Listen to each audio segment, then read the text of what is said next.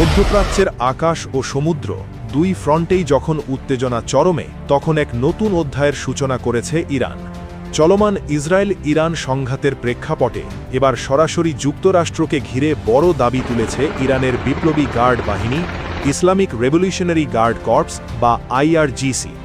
ইরানি রাষ্ট্রীয় ও আইআরজিসি ঘনিষ্ঠ গণমাধ্যমের ভাষ্য অনুযায়ী, ভারত মহাসাগরের গভীরে ইরানের উপকূল থেকে প্রায় 650 কিলোমিটার দূরে একটি মার্কিন নৌবাহিনীর ডেস্ট্রয়ারকে লক্ষ্য করে কৌশলগত হামলা চালানো হয়েছে। দাবি করা হয়েছে, জাহাজটি তখন একটি ট্যাঙ্কার থেকে জ্বালানি গ্রহণ করছিল এবং ওমান উপসাগরের দিকে অভিযানের প্রস্তুতি নিচ্ছিল।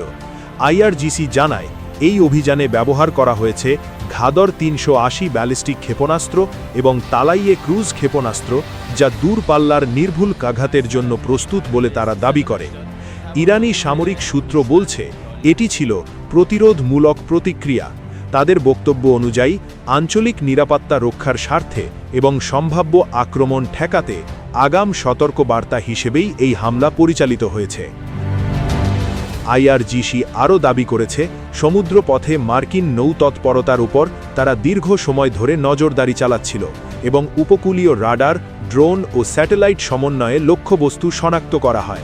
একই সঙ্গে সামাজিক মাধ্যমে ছড়িয়ে পড়া একটি ভিডিও নিয়েও আলোচনা চলছে।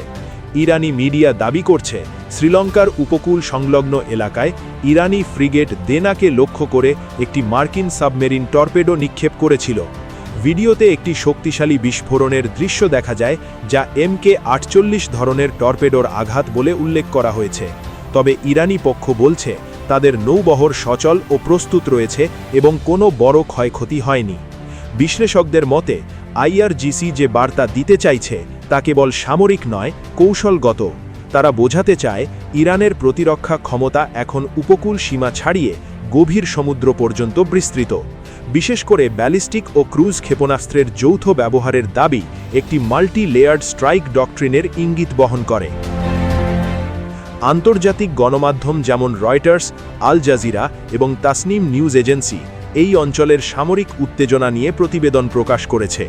যদিও প্রত্যেক পক্ষের দাবি স্বাধীনভাবে যাচাই করা কঠিন, তবুও আঞ্চলিক বিশ্লেষকরা বলছেন, ঘটনাটি তথ্য যুদ্ধের নতুন ধাপ নির্দেশ করছে। এদিকে যুক্তরাষ্ট্রের পক্ষ থেকে আনুষ্ঠানিকভাবে বিস্তারিত প্রতিক্রিয়া না এলেও সামরিক পর্যবেক্ষকরা পরিস্থিতির উপর নজর রাখছেন। ভারত মহাসাগর ও ওমান উপসাগর আন্তর্জাতিক বাণিজ্য ও জ্বালানি সরবরাহের জন্য অত্যন্ত গুরুত্বপূর্ণ রুট। এখানে সামান্য উত্তেজনাও বৈশ্বিক বাজারে প্রভাব ফেলতে পারে। সব মিলিয়ে ইরানের এই দাবি কেবল একটি সামরিক বিবৃতি নয়, এটি আঞ্চলিক শক্তির ভারসাম্য নিয়ে বড় বার্তা। আইআরজিসি স্পষ্ট করেছে, যদি তাদের নিরাপত্তা হুমকির মুখে পড়ে, তবে প্রতিক্রিয়া হবে সরাসরি ও কৌশলগতভাবে পরিকল্পিত। বর্তমান পরিস্থিতি কোন দিকে মোড় নেবে তা নির্ভর করছে কূটনৈতিক পদক্ষেপ ও আন্তর্জাতিক প্রতিক্রিয়ার উপর। তবে একটি বিষয় স্পষ্ট, সমুদ্রপথে উত্তেজনা এখন নতুন মাত্রা পেয়েছে এবং ইরান তার অবস্থান দৃঢ়ভাবে তুলে ধরতে চাইছে।